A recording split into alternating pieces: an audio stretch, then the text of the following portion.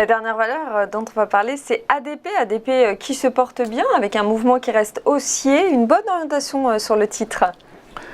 Alors, ADP, on a un rallye également entre février et mi-juillet, un rallye tout à fait propre, hein, des plus hauts de plus en plus hauts, des plus bas de plus en plus hauts, et puis rupture, hein, 128,30 début juillet, et là on est reparti à ce moment-là jusqu'à il y a une dizaine de jours sur un schéma baissier.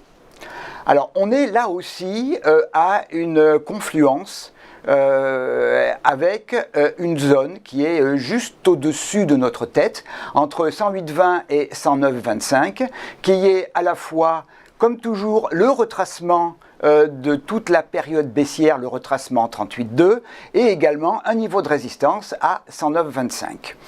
On est depuis vendredi soutenu par la MM200 qui, elle également, suit très proprement les cours. Là également, on a deux scénarios, soit la poursuite de la hausse, ce qui est tout à fait possible, hein, puisque le mouvement dans lequel on est maintenant fait certainement suite aux annonces américaines de réouverture des frontières.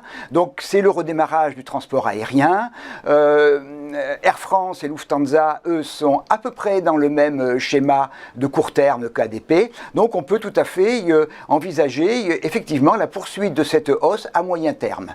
Donc première étape, bien évidemment, franchir cette zone de polarité, cette zone de résistance, 108,20, 109,25.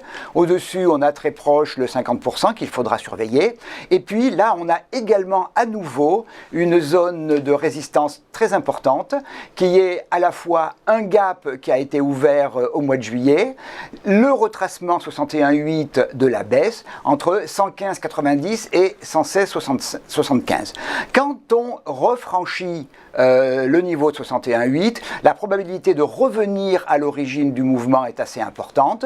Donc on peut, si on casse on franchit ce deuxième niveau, eh bien 119,85, 124,30 et les plus hauts du début juillet, 128,30.